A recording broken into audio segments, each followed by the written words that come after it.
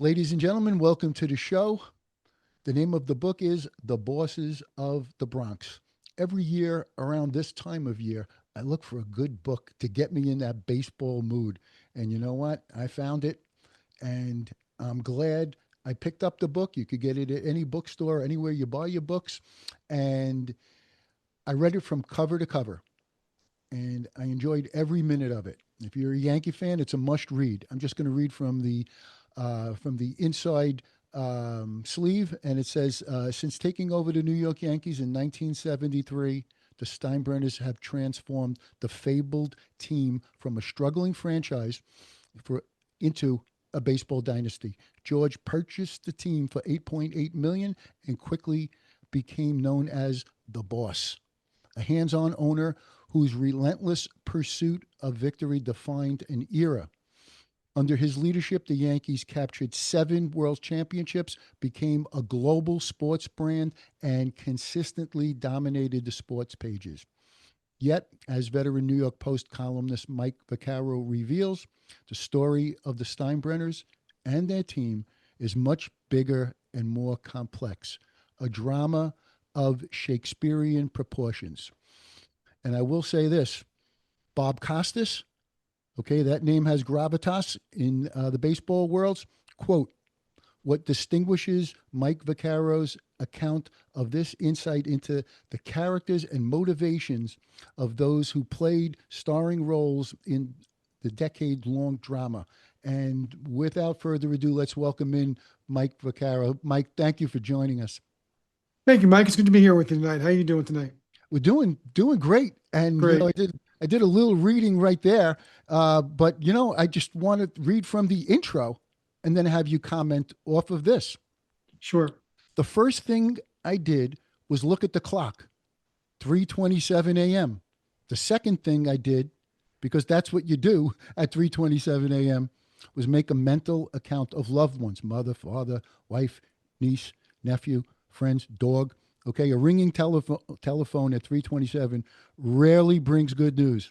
I scrambled to turn on the light. I fumbled for the receiver. I reached for my glasses and instead sent them flying across the room. Hello. You sound like you're asleep. Why are you sleeping? The voice, I knew the voice. Everyone knows the voice. Mr. Steinbrenner, it's 3:30 in the morning. I heard you wanted to talk to me. I've been hoping to talk to you. It's a beautiful morning here in Tampa. It's already 6:30. I hope it's a beautiful morning where you are. Mike, that's the way the book starts. It's great. And just hearing the Steinbrenner, voice just in you think of Seinfeld, you think of, Sure. a million thoughts. What thought was going through your mind at 3:27? Well, first off, was thankfully nobody's dead. And then, of course, look, I've been trying to reach George for a while. I had just started my job at the Post a couple of months before. Now, I've talked to George before this, in group settings, well, a couple of informal one-on-ones when I was working at the Star Ledger in Newark. But I really hadn't had a formal one-on-one with him, and we kept missing each other. And so I guess he figured the best way to track a man down was in the middle of the night in California, and that's what he did. And you know, he said I had a half an hour, but he gave me 45 or 50 minutes, and it was George. It was the I wish I would have been able to save the transcript of that conversation. I mean, it survives in a couple of columns and in this book to a degree. But it was quintessential George. We talked about a million topics. We talked a million miles an hour, and we covered about everything you could ask to cover. And he gave me a column, which at the end of the day is what you always wanted from George. You wanted him to give you a story. He always gave you a story. Sometimes it wasn't a complimentary story about him or his baseball team. Sometimes it felt like it was fiction because it was so crazy. But it was always newsworthy, and it was always going to get you from the lead to the kicker, and you were going to have a story and move on the next day. And for a lot of writers over the years, columnists, beat writers, feature writers, you name it, George Steinbrenner was a endless font of gold for all 37 years he owned the Yankees.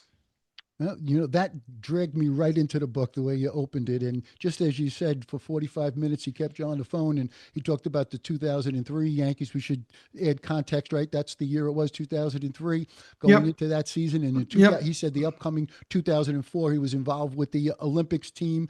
And then he even goes on to say the impression that a comic named Larry David, who was becoming increasingly famous at the time, he said, I don't think he sounds like me. He said, but my wife told me, George, that sounds more like you than you do. I mean, that made me laugh out loud. That's what he said. Yep. I mean, and I don't doubt that. The funny thing is, when you're trying to remember George's voice, you're not sure which one you're listening to, the real George voice or the one that Larry David did for you, which is a very big, very much of an exaggeration. But thankfully, some of us who actually talked to the man know what the real voice sounded like, and that in its own right was unique and one you'll never forget. You, you know, um, Let me just say this: Jack Curry, quote, a baseball lesson, a history lesson, and an essential read for Yankee fans. Again, when it comes to Yankee land, uh, Jack Curry has the gravitas, and we'll talk about him maybe in a couple of minutes. But how does it make you feel that it's widely accepted, this book? Makes you feel good. I mean, look, I spent a lot of time on it. I wrote three books a while back in my career, but I hadn't written a book in 15 years due to a lot of circumstances. Really wanted to get back into it, but I was waiting for a subject that I knew I could, dive into with both feet. When the Steinbrenner idea was floated to me by an editor at HarperCollins named Sean Desmond, I embraced it immediately. I figured, because it was the way he wanted me to write it. He didn't want it to be a strict biography, and it's not a strict biography of George by any means. It really just picks up the action on January 3rd, 1973, and goes on from there. I go into a little bit of his background, but there have been a number of biographies written about George. Dick Schaap wrote one in the 70s. Bill Madden wrote one just before he died. Those are legit biographies, which go chapter and verse for the entirety of his career from cradle to grave. And I didn't do that. I pretty much did a slice of this time in the Yankee history, which happened to be dominated by George and his family. And Sean encouraged me to write these chapters the way I would columns in my newspaper every day, and that's what I tried to do. I tried to make it, light, readable, breezy. I tried to put some laughs in there. I think it's a fairly funny book. I think it's impossible not to be if you're going to detail some of the hijinks the Yankees underwent in George's, certainly in George's prime as the owner of the team. And look, I mean, I kind of do the way I do my column. I take the job seriously, but sometimes I certainly don't take myself seriously, and I look for some laughter where I can. And I think that's partly what I wanted to accomplish with the book. And so far, the feedback I've gotten, you said you laughed at a couple of passages, which is very kind of you. I think that's been, that it's not slapstick, but it is humorous, and I'd almost dare say it's somewhat satirical, except that it's absolutely 100% true. And, it was in its own way almost real life satire when he was in his prime and he was literally on the back page hundreds of days every year, even in January, even in the off season. You didn't have to be October to be on the back page if you were George Steinbrenner, if you were George Steinbrenner's Yankees, and they were on the back page every day of the year, with rare exception. And it tells you something about the value of a man and why you want to maybe capture his life in between the pages of a book. You hit it on the head. You threaded the needle. That's the expression that I would use. You threaded the needle because there is humor interspersed into, the subject matter is heavy. When it comes to George, that's heavy, and anyone that was around him, anybody that worked for him would be, completely understanding of that. One of the things that was humorous, he buys the Yankees in '73, and he finds out that Fritz Peterson and Mike Kekish with the wife swapping and all of that. Right. First comment is, when is Family Day? Make sure we cancel it. Yeah, that I, was Lee McPhail who said that, and that was a pretty funny line on his part. To George's credit, it's funny. The day he got the job, Larry Merchant that's the job that I currently have as the sports columnist for the New York Post. They should really call it the Larry Merchant Sports Column because that's how big a legend he was. But he wrote a pretty funny column where he talked about the Woodstock Nation coming to New York because George was only 42 years old, and he was replacing a pretty staid, stoic CBS administration, which talk about not having a lot of laughs. There weren't a lot of laughs around the Yankees when CBS owned the team. And you know, I don't think anybody will ever, just confuse George for any of the people lying down in the mud at Woodstock listening to Crosby, Stills, Nash and Young. But that's probably the last time he was ever talked about in those terms. However, like you said, the first thing he had to deal with was the wife swapping issue on his team. And to his credit, he was in the ballpark where Mike Heckich made his first appearance that year, and the crowd got on him because he was terrible. He was throwing batting practice, basically getting hit around. And of course, people started saying, "Hey, where's your wife? Where's your dog? Where's your kids?" And Steinbrenner turned around and admonished those people and said, "Hey, give the guy a chance," which is pretty emblematic of George. He could say whatever he wanted about his players, but if you dared say something about his players, then he was going to spin on his heels and deal with you in the way that he knew how to deal with. So it was an appropriate beginning in a lot of ways for George with the Yankees. No, I would say your book is emblematic, and it's there's parallels between your book and what you're trying to describe. It's a heavy book. I mean, it's 360 some odd pages. I had no problem getting through it because I'm a diehard Yankee fan, and you're a great Right. writer. Well, So thank you. it was fantastic. One thing, and it kind of like breaking news. Um, Mike, could you share with our viewers? You get a phone call from the Hall of Fame Oh yeah. in Cooperstown. I mean, that's pretty cool. Talk about heavy. Yeah, it was very cool. Right around the time the book was being was getting ready to be published, was the deadline for the Hall of Fame holds an author series every summer, and every week they invite an author who's written a baseball book to come talk at the hall and make a presentation of their book and yeah, the Hall of Fame invited me to do it, which was a real thrill. I can't wait. I can't wait for that day. It's going to be on Thursday, July 30th, which is actually 4 days after the ceremonies. So everybody's going to clear out of town and they're going to remain. And whoever remains will hopefully come to that. And maybe some folks will make a pilgrimage up there for it. It ought to be a fun day. I'm looking forward to doing that.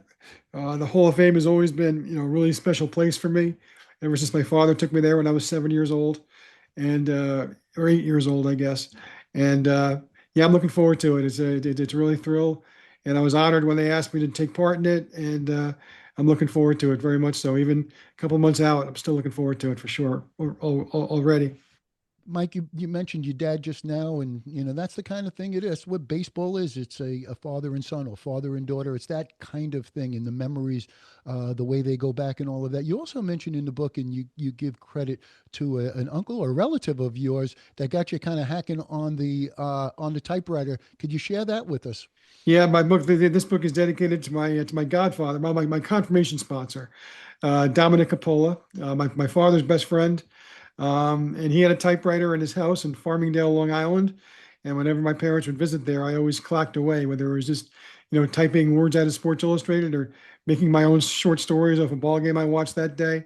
It was the first typewriter I ever like messed around on when I was very, very young. And that summer, I should say that Christmas, my father bought me one of my own, and I wore that typewriter out, then wore another one. And by that time, I guess I was getting ready to use word processors. They were starting to become something.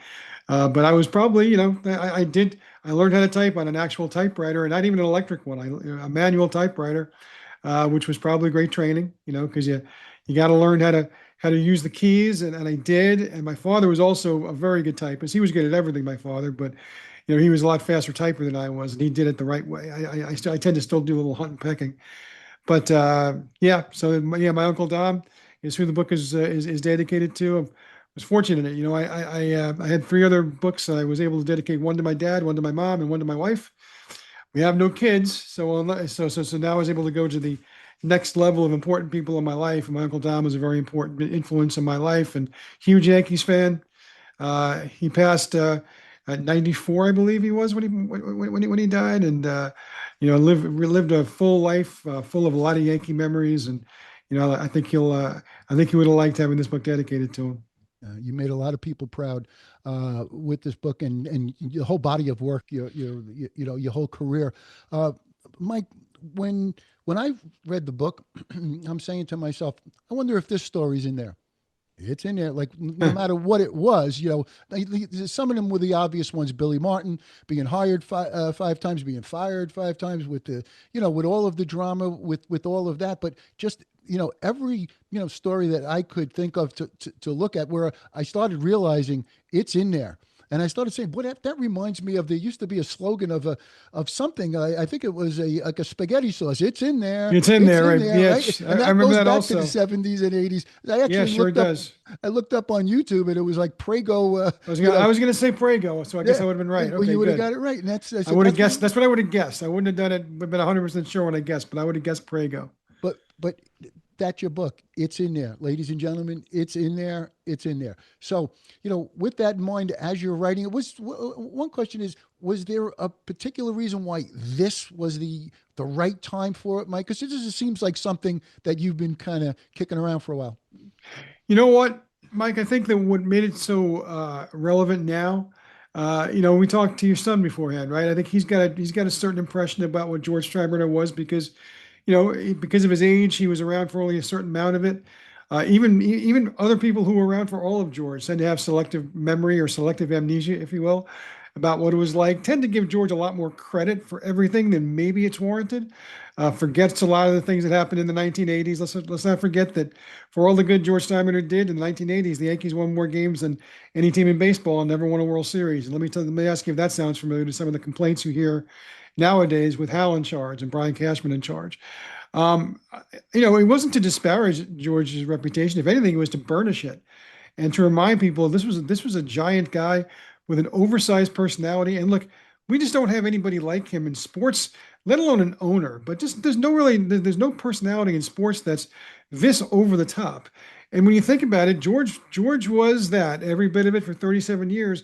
But the characters he surrounded himself with, I mean, Reggie Jackson loved to skirmish with him on the back pages and loved to argue with him. Billy Martin lived for that kind of stuff. And these guys are all part of his universe. You know, one of the things I find interesting, people always ask, what would George do, with the modern Yankees? And look, if we have like 60-year-old George who's running the Yankees now, certainly Aaron Boone would have been fired by now, but he might also still be managing because this might be his third time on the job. Because don't forget, he did that a lot with Billy and with Stick Michael, and we hired Clyde King a couple of times, Bob Lemon a couple of times. I mean, he used to recycle them back in the day, so it's possible we'd be on Boone 3 by now and Cashman 4, if George were around. But I would, I also think that it's important to note that he's a guy who would clearly his impatience would get in the way sometimes. And you mentioned Seinfeld earlier, it obviously drove Frank Costanza nuts for years that they traded Jay Buhner. He made that point of an episode. I mean, Fred McGriff, Doug Drabick, could go on and on. All the players that were traded away in the service in George's mind of trying to make the team better, and it just didn't make that this never worked out. And it really, frankly, didn't work out again until he was suspended the second time. Stick Michael held on to all their assets, and there was those five great players, the core four plus Bernie Williams, and Stick wouldn't let any of them go. And I suspect that if George was around, at least one or two of them would have been traded for a silly deadline deal. Name your veteran player, your Buddy Biancalana, your Ken Brett, your whoever, and who knows what that would have meant for for those teams. They probably had enough to where they would have won a championship or two. They certainly wouldn't have won four, in my estimation. You needed those five guys to be the core of what you were doing, and I just don't think that would have been around if George had been running the ship the way he'd run it previously. Wow. Ladies and gentlemen, you heard Mike just ramble, off the top of his head, and you can understand why Ian O'Connor said, quote, "The boss demanded this work from Mike Vaccaro, the ultimate New York historian and poet." So Mike, like just as you said, it's impossible to really get the younger generation, anybody, certainly like 40 years old, younger, to Right. really kind of understand, and the just as you said, the Shakespearean kind of Well, they uh, remember they remember the kindly old man who was always warmly greeted to Yankee Stadium, and have no idea that this guy was booed in the stadium relentlessly for 15 years. And people would scream his name, and they would scream one unprintable name, or either before the name or after the name, depending on how angry they were. The day he was suspended, the stadium erupted in cheers and people started chanting, "Goodbye, George! Goodbye, George!" And I mean, that's a different person than most people remember. And look, I'm not trying to change history here because I credit George very much with saving the Yankees when he bought the team. This is a team with one foot out the door, either for New Jersey or for New Orleans, because the Superdome was being built and New Orleans wanted a team, and the Yankees were the number two team in town, and it wasn't close. They were a mess. The stadium was a mess. The whole operation was a mess. George refused to move them. That's part of the reason why he appealed to CBS, because they didn't want to be known as the people who not only let the team go sideways, but let them leave town. And as a result, he saved the Yankees in New York, promised they'd be a winner in 3 years. They were a winner in 3 years, and you can't ever take that away from him. To me, that's the biggest part of his legacy. Regardless of whatever happened in the next 30 or so years, what he did at the beginning was vital. And if not for him, who knows where the Yankees would be playing baseball right now? Yeah, very, very true.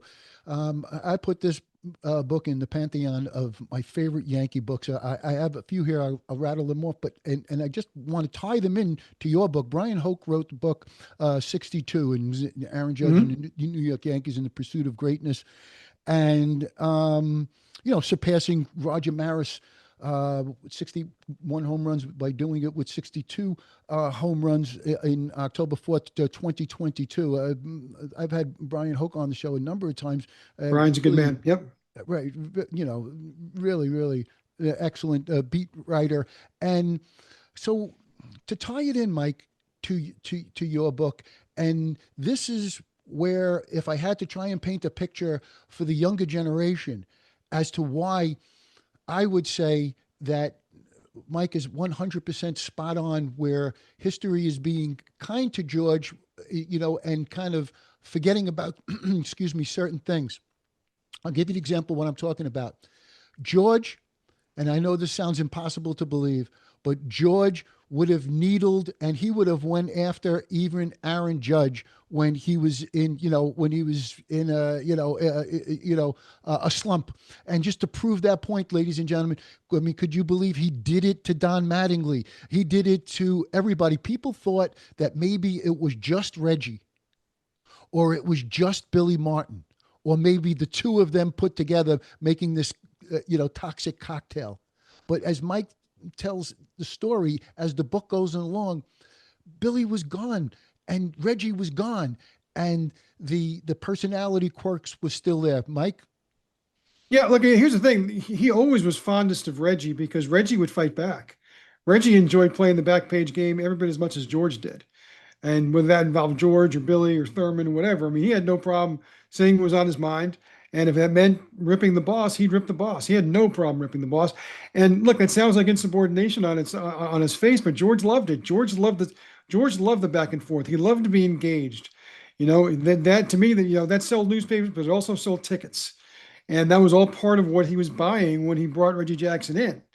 But Reggie wasn't alone. Look, Thurman Munson loved to skirmish with him on the back page, loved to needle him. Nettles loved to needle him. Goose Gossage called him the Fat Man one time, very, very, very famously. Lou Piniella was like a son to him, but he would take it back to him also. That's the kind of player that George was attracted to. Part of what he disliked about Mattingly and Winfield, more Winfield than Mattingly, was he was frustrated by them because they wouldn't fight back. Mattingly would just kind of seethe and say, under his breath, how ridiculous it was. And Winfield drove me even crazier because he would just smile. George would call him Mr. May, and he'd smile and say, "Well, the man's entitled to his opinion." And he moved on, and it didn't bother him. And that really irritated George. He wanted guys to fight with, which is why when you project George to the modern Yankees, look, there's no question in my mind. If what you want is the George that was running things in the 70s and the 80s, what you get is somebody who, when Aaron Judge doesn't perform well in October, is yelling Mr. May at him, or Mr. March, or Mr. July, or inventing a month for him to belong to, anything other October. And guess what? Aaron Judge is more like Dave Winfield in that way than he ever was Reggie Jackson, because he's not going to engage the boss. If anything, that's going to alienate him, and it's probably going to make him, be more reclusive. So, Hal's never going to do that. That's one thing Yankees fans have to worry about. You have to worry about Hal being the guy who's going to rip Aaron Judge. There's plenty of Yankees fans who like to chide Judge for his performance in October or in the World Baseball Classic. So you don't need the owner to do it. But I don't think that a guy like Judge would have responded well to it. Look, even Jeter bristled. I mean, Jeter really was fond of George, and George was fond of Jeter. But Jeter did not like it at all when George went after him for his alleged, nightlife activities and said that was the reason why his batting average was declining. And of course, that all ended in a happy ending because they both did a Visa commercial together, made a lot of money, and were on TV together for a year and a half. So, things tended to work out like that for George Steinbrenner, and also, of course, for Derek Jeter. But he didn't. You weren't going to see Jeter get involved in a back page war of words either. I mean, he mostly did it the right way, which is he played so well that you couldn't criticize him, especially in October. And as he once told me, you're not going to find me on page 6, let alone page 1. And he was true to that for a guy who obviously people were interested in his off-field life more than anybody else probably in Yankee history. He still didn't make any news, and so he was never a target for George, but he wouldn't have reacted to it well either. I mean, the guys he had in the 70s really liked it, liked being, they would rip the Bronx Zoo and talk about how hard it was to play there, but they also played really well for it. They responded to that. The guys in the 80s were exactly the other way. And in fact, they all developed a term for it. They called it getting Georged. They'd be riding along in first place, and suddenly the Tigers would get hot, or the Blue Jays would get hot, or the Red Sox would get hot, and George would start piping up and making a trade or firing a manager. And invariably things would go south every year in the 80s. And invariably they'd say, we got Georged again. And, that's another part of it. But again, these are all facets of the same man, and that's why I think the book is, to me, is such a fascinating subject matter. And that's why I found it such a great challenge to be able to present that, is to give all of these different parts of George. He was all of this. He was the least popular owner in the history of New York and the most popular owner in the history of New York, all in the same lifetime. And that's not easy to pull off. No, absolutely. And without question. And Tom Verducci said, an all access pass that makes a journey that is as fun as it is riveting. And that's really what the theme is, that I would say you make it fun and riveting. Another book I enjoyed was, I had Harvey Arrington in studio on Staten Island when he wrote Driving Mr. Yogi. The Oh book has yeah. heart. It has feel to it. Your book, Mike, it really touches me. There was one that touched me. I know Jack Curry's a good friend of yours. Yep. Of my, pantheon of books, I have two books of his that are near and dear to me. And one of them is The Life You Imagine. Hmm. And, it's tough raising kids. I have two sons that don't, it's tough. And the book that they wrote, it was almost like the life lessons to achieve your dreams, and it struck home. I grabbed both of my sons and I said, they were little at the time, young guys at the time. I said, you're going to Right. sit down and you're going to read this book. And I said, it's a template, because it talks about family, Yep. and it talks about, what I loved so much about it was, it said, strive for success, always reach for success, even if you want to say perfection, but don't be afraid to fail. Yep. And you know what? And that was what I took out of that book. And I said that to my son Michael, and I'm proud of him. He became an Eagle Scout, and now he's got a great job, and working for Fidelity. And my son Anthony, who you spoke to briefly before, he's got this fabulously successful baseball card business on Whatnot called The Nation. They have 40,000 followers, and I think that's Fantastic. what it was, Mike. And I think maybe that's part of what makes George so difficult, because strive for success, but that you have to be, like Jeet said, don't be afraid to fail. And I think that's what made George's teams so uptight, because they never had that luxury. No, they never did. And look, I mean, they were a different DNA, different makeup than the teams in the 70s and the teams in the aughts, or in the late 90s. I mean, they just, you had to be able to take what George was giving you and be willing to dish it back. Not be disrespectful. Some people were disrespectful, but I mean, that's just the way they were. But I mean, you had to be willing to engage. George challenged you.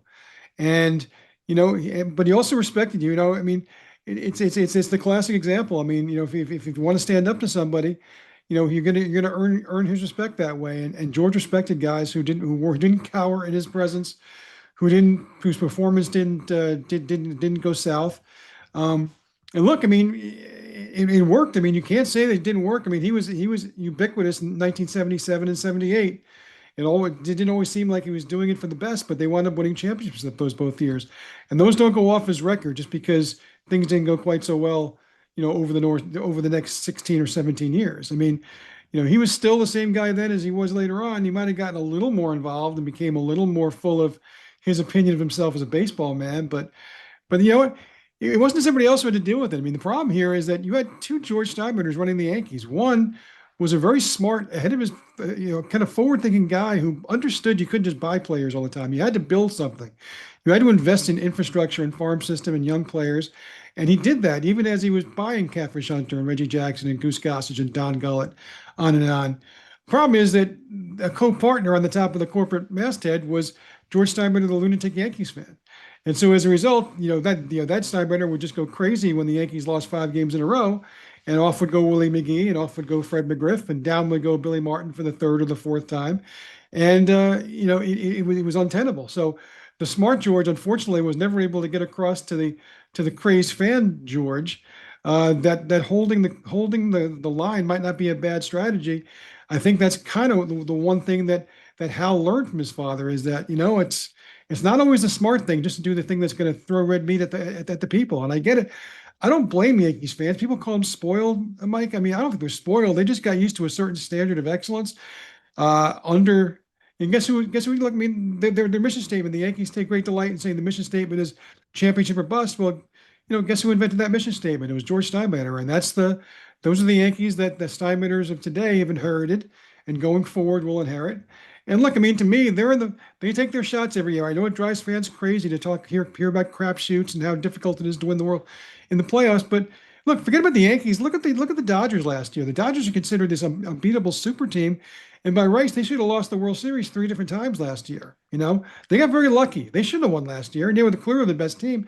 That's what baseball is. And to win 11 games, 12 games sometimes if you need to, or 13, that's a hard ask. But I get it. Yankee fans expect that, because not just because of what the Yankees have been throughout their history, but specifically they saw teams that were able to survive the relentless, modern day playoff jungle that is 3 different playoff series. So they have their standards, and so does Hal Steinbrenner. And the difference is the way that he goes about it from his father.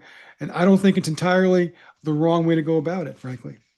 Well, Mike, you bring up so many points, and I'm jotting things down as you're speaking. But one of the things you mentioned, the Dodgers, and now they're the first team to win back-to-back championships since the dynasty Yankees, and we'll talk about them in a minute.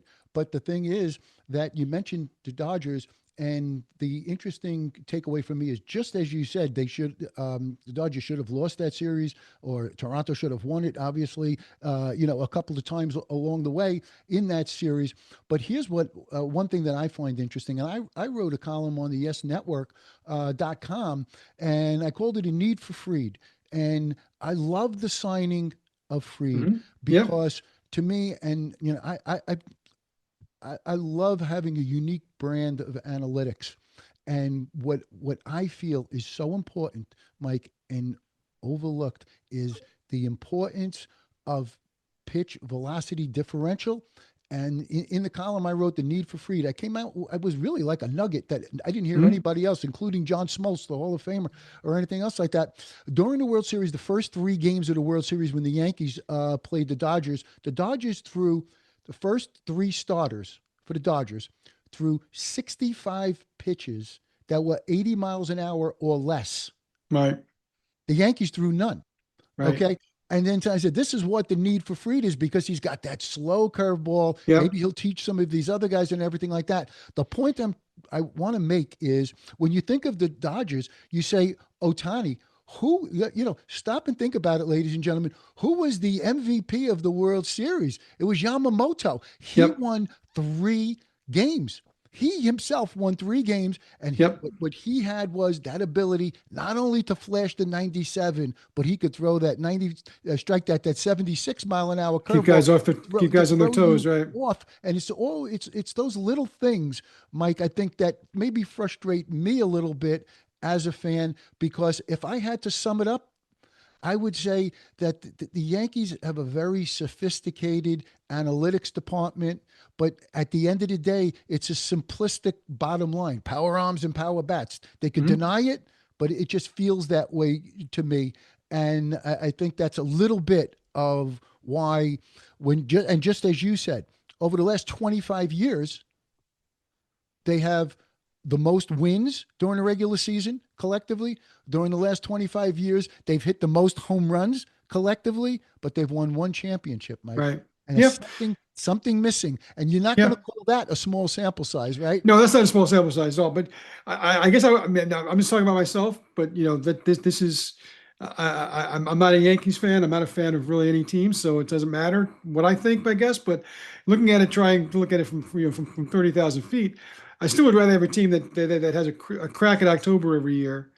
And the Yankees have made the postseason something like 24 of the last 29 years, whatever it is, something like that. As opposed to uh, falling off the cliff, and they've never fallen off the cliff. I mean, it wouldn't be allowed. There would be substantial changes if they ever did fall off the cliff, and I think that yeah, I mean, there are certain things that don't translate to October. I think the things you point out aren't always the best weapons to have in October, as opposed to the other things you mentioned that the Dodgers have and other teams. We saw with the Blue Jays last year. They seem better built for the October version of baseball, maybe than the Yankees were. And that's all fair. Look, I mean, and I'm not here to say that Hal is right to have kept these guys along as long as they have. Certainly, Brian. Look, Brian's been on the job forever, so that is not a lifetime appointment. So he's allowed to be fired. He's allowed certainly to be criticized, which he is. Um, Myself, I think he's done a fine job. I understand if someone sees it differently, because the fact is that they're, since 2000, there's been one season that's ended the way that the Yankees wanted to end, and like you said, that's not a small sample size by this point. But yeah, and you know what? And right, and just to clarify for myself, I'm a Hal fan. We'll get Mhm. to that in a minute. Joe Sherman asked you a simple question. We'll get to that in a minute. But I'm a Hal Steinbrenner fan, and I have no problem with his loyalty to Brian Cashman, because Brian Cashman, to a large degree, deserves it. Because just as you said, to not have, ladies and gentlemen, to not have a losing season in 30 years in this day and age, it's unheard of, and that means something. We talked about Don Mattingly before. We talked about the 1980s before. When Don Mattingly used to hit a home run into the upper deck in the 1980s, the ball would just be bouncing around out Yeah. there. There was no one sitting in the entire upper deck. You have to give credit to the New York Yankees that year after year, it's a packed house. It's great entertainment. It's a Broadway play, and they have this regular season success. My kind of a little bit of frustration is I think they could have their cake and eat it too. That's the only thing that I would say. And just to the point, you mentioned Toronto. You mentioned a couple of times they probably should have won. Think about this, ladies and gentlemen. Toronto's offense just looked and felt different than ours when we played them, and they certainly had our number, the Yankees' number, last year. Well, here's something with a little play with numbers: 28 and 28. The Yankees are desperately striving for 28, their 28th championship. Okay, we hear the expression "run it back" all the time. That's a great debate. We could talk about that for forever. We won't. But here's the thing that I would say about running it back. A lot of good things to run back, but out of 30 teams, the Yankees ranked 28th in most strikeouts. Not good enough. 28th out of 30 teams. And that's the feel that you got when they played Toronto. That's why they looked different. Mike? Well, it's like I tell my Knicks friends, who don't know how to feel about the Knicks. Like, it's a problem when your best players have one weakness, and in their case, their best offensive players aren't great defensive players, and so that sometimes that comes back to bite them.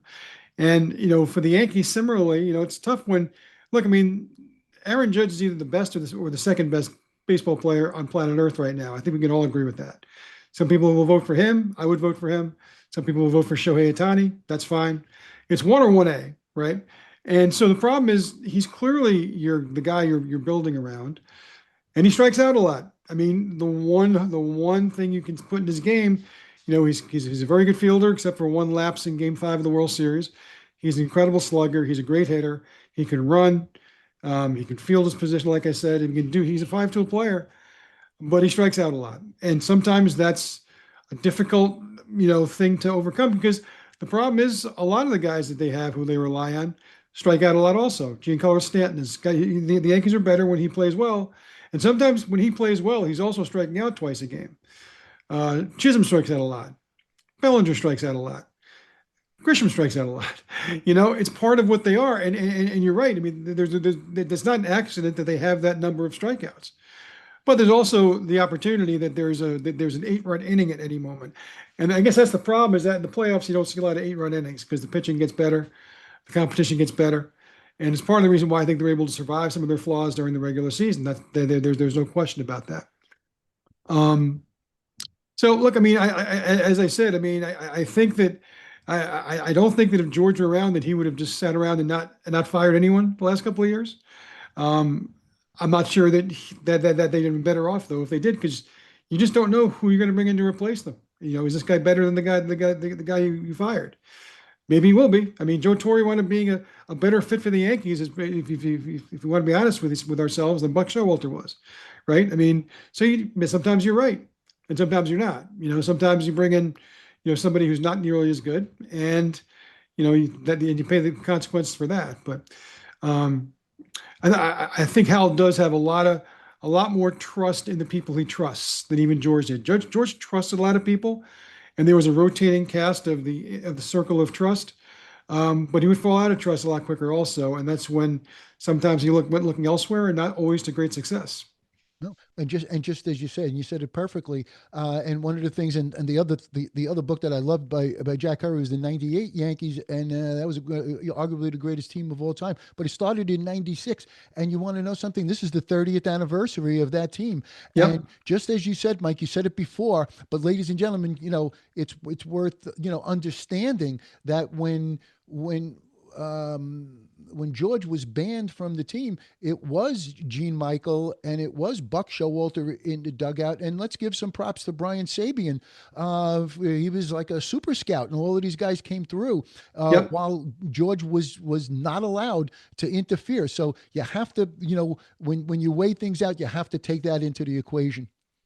Well, and also, look, I mean, this might be something else that the younger generation of fans that I referred to earlier might not be aware of. But, and again, I am not here to disparage anything George Steinbrenner did. The reason why he was an attractive character for a book is because of the largely good things that happened under his reign with the Yankees, right? But this is also a matter of the record. Uh, the Yankees' two biggest times of prosperity both happened with George in absentia because he was suspended twice. First time in 74 and 75. And he brought Gabe Paul with him from Cleveland. And Gabe Paul traded for Chris Chambliss and traded for Dick Tidrow and traded for Bobby Bonds, who he then flipped for Mickey Rivers and Ed Figueroa. He built the bones of a championship team, a two-time championship team. That was built while George was gone. By the time he came back in 76, they were ready to win. Now he signed the checks, and he's the one who empowered Gabe Paul. He's the one who approved the deal for Catfish Hunter. So he's not, creditless here, but that was built without him in the office every day. And the same thing happened the second time around when Stick Michael built a team that essentially won, all those championships in a row, and did it with limited George input. Now George was like both times he was on the phone, he was calling. Barry Bonds made some news last week insisting that he talked to George about a deadline, which is not really 100% right. There's no way that he talked to George because George was this close away from being reinstated and had been specifically told by Bud Selig, who was the acting commissioner at the time, that he could not take a part in free agency, get through free agency, and then we'll get a date, and it was going to be March 1st. So George wasn't going to mess with that. He wasn't going to get caught red-handed doing that. Now, of course, G. Michael was talking to Barry Bonds' people on George's behalf, but so it might be all just matter of nickels and dimes there, the difference. But that's how those Yankees were built because Stick refused to part with Derek Jeter or Mariano or Bernie Williams. Bernie Williams was on the trading block a lot before George was suspended because he was the perfect trade candidate because he was young, he was a couple of years away, and other teams kind of salivated because they saw what he might become. And I'm pretty sure that if George was in charge, Bernie would not have lived out his career as a Yankee. I'm pretty sure of that, regardless of what George might have said later on. That's just one of those guys would have been a casualty, and he's the most obvious one. And again, how good would those Yankees have been without Bernie Williams? I'm not sure. I don't think they would have been as good as what we saw.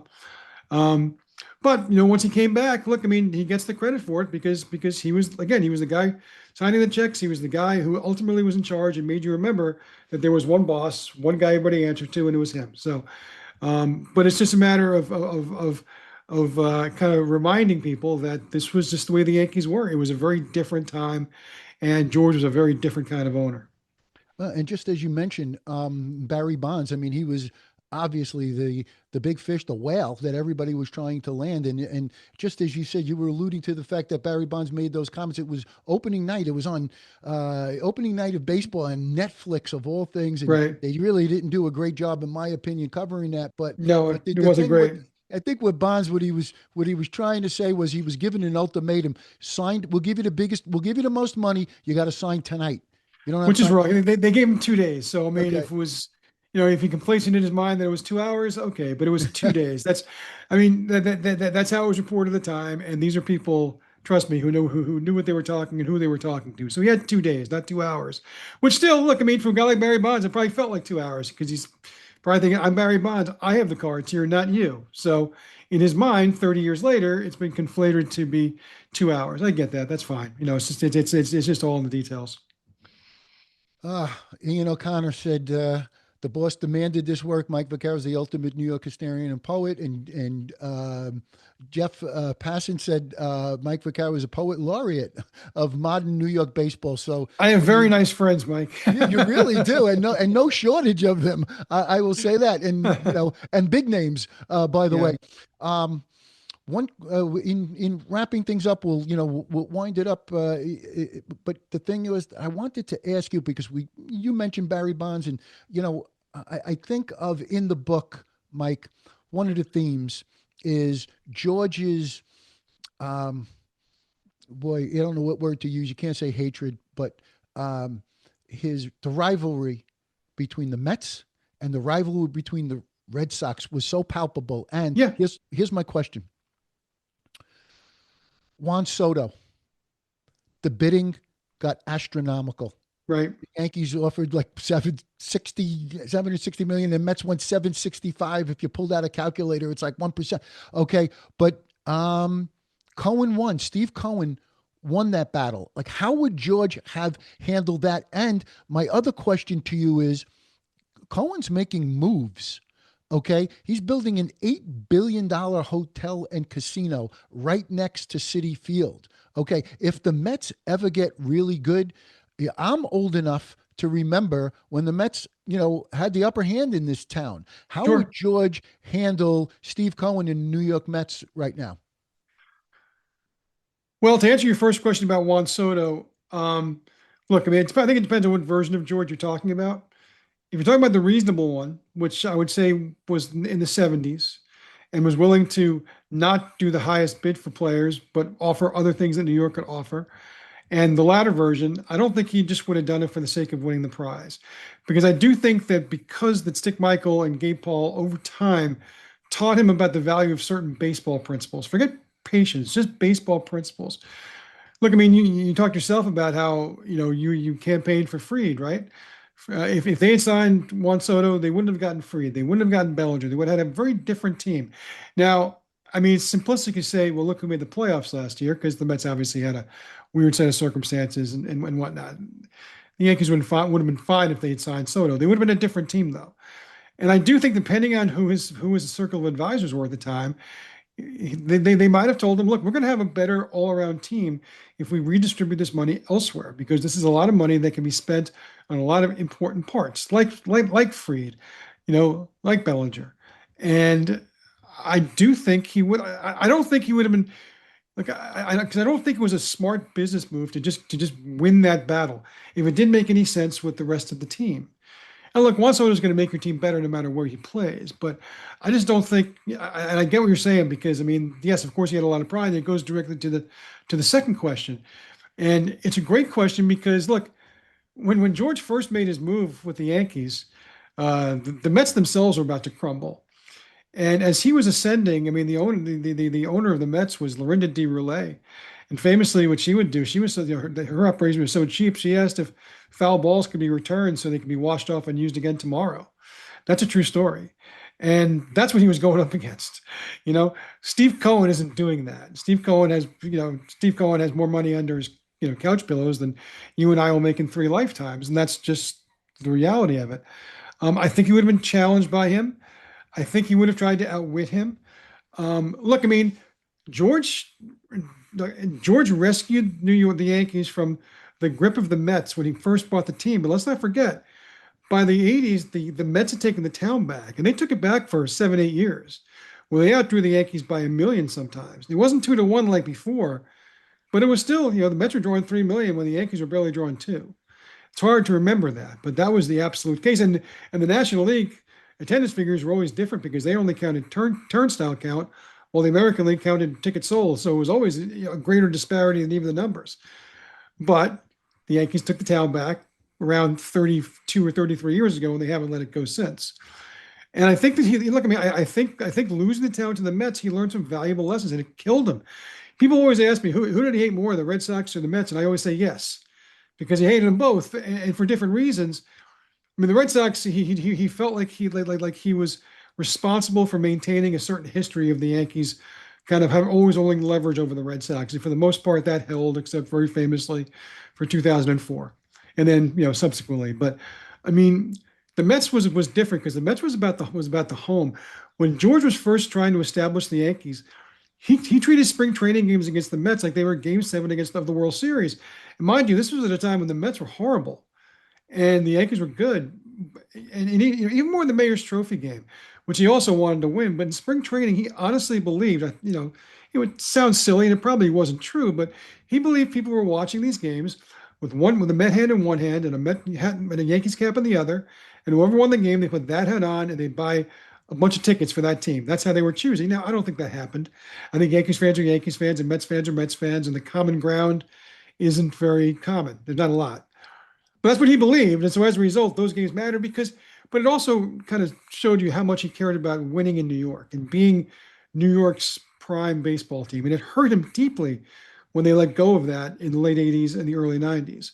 And it was a source of fierce pride when he brought it back. Now, mind you, most of his successes in the 80s were against the Wilpons. And it would be unfair to liken them to the story I just told you about Lorinda D. Relay. But obviously, they really, after the Bernie Murdoch situation, did not have the stomach to go after free agents with the kind of vigor that George did, and he liked that. I think Cohen might have made him uncomfortable, and I think possibly, depending on what version of George you're taking, he would have refused to be undersold. I do think that he would have the better angels of his nature would have said, "We're going to have a better team with other players if we let him go and replenish with two or three really good players," which I think is what happened. And I think that's what he would have believed also. I know it's not a popular opinion. People can tell me I'm wrong, and maybe I am. And maybe that George would really have said, no, I want this guy no matter what. I'm not so sure that would have been for the betterment of the team, though. And I do think that toward the end of his time running the Yankees, he was more about the betterment of the team than anything else. But look, winning is a great deodorant, right? So the fact that they were winning every year, it was hard to get mad or as mad as he was in the 80s when they just didn't win every year. Mike, what did you think of the WBC? What would George have thought of the WBC? I mean, my takeaway is, and it's great theater, and Italy, the drinking the espresso in the in the dugout and all of that. But the thing is that I think that George would have felt like, honestly, the way I feel. I'm worried about Yankee pitchers. March is too early to be throwing in anger with all that emotion, and it's just something I think it's a great idea, but it's just the timing is not there. Yeah, I think that's exactly how he would have felt, to be honest with you. And look, George was country first.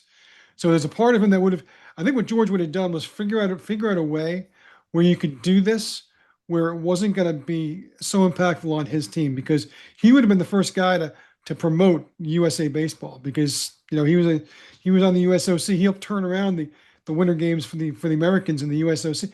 I mean, playing for your country would have mattered to George, and he would have been proud to have strong Yankee representation on it. And that said, he probably would have been preferred to have everyday players play and not pitchers, for the same reason you said. I think he would have figured out a way. I think there is probably a way to meld the World Baseball Classic and say the Winter Olympics, to where it's less of a burden, and maybe you have like a 2 inning limit on all pitchers, so It's not really baseball, but it's a version of baseball because you really can't rely just on starting pitchers. Something to that effect. He would have supported it, but under a method that would have made it tenable into where you didn't hold your breath every time your pitcher took the mound. And look, he would add in. I mean, Mark Teixeira was lost for a couple of months because of a WBC injury once, right? I mean, the Yankees fans saw the Mets basically sink their entire 2023 season because Edwin Diaz got hurt in the WBC in a freak injury. So I think that part would have mattered to him too. I just think you have to factor in the fact that he was a very patriotic guy who really liked being able to stand behind USA competitions.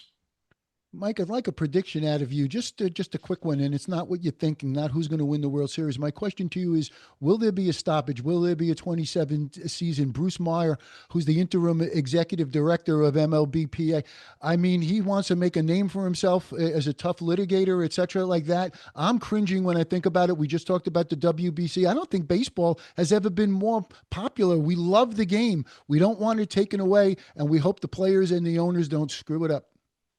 It's a fair question. I mean, and look, I know, I've already taken kind of started to follow this season even more closely than I usually do because I think there's an element of me that wonders if how long it's going to be after the end of the season when we're going to get it back again.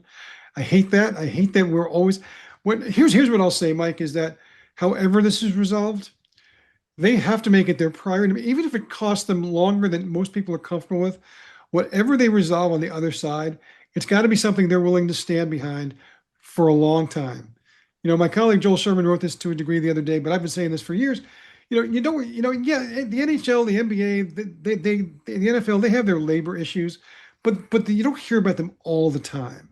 You hear about baseball's labor issues all the time because neither side is happy with it.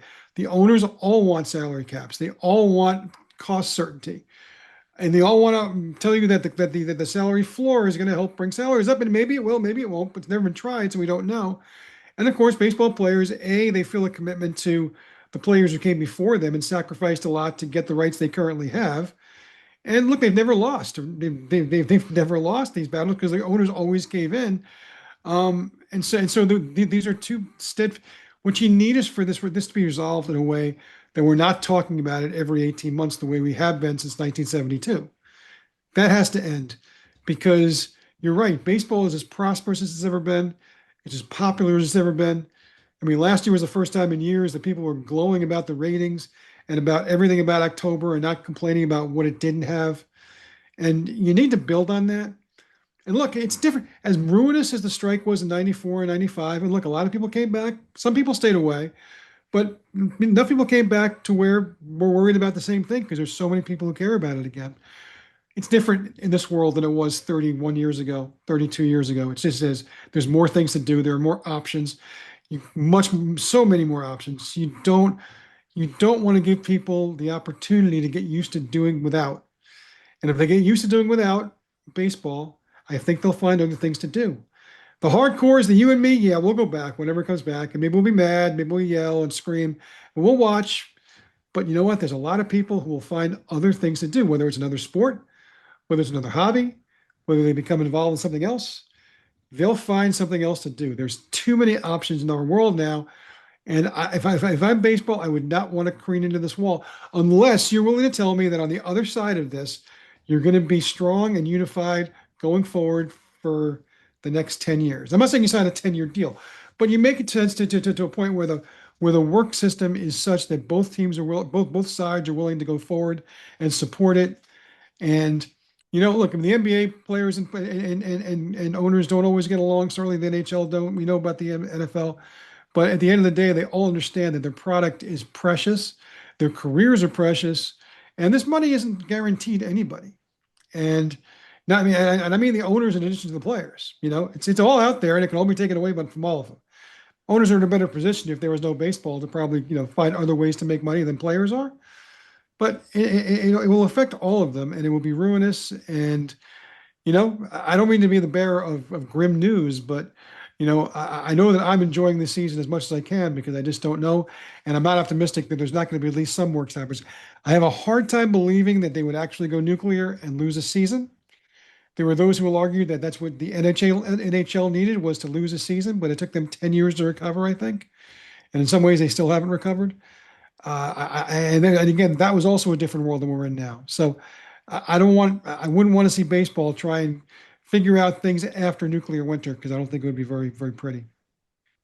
Well, ladies and gentlemen, there you have it. I mean, if you can't tell that Mike Vaccaro is a historian and very, very special and gifted, that's why the praise rolled in for the bosses of the Bronx. Mike, thank you so much. And what I would say is, I've read your columns for decades.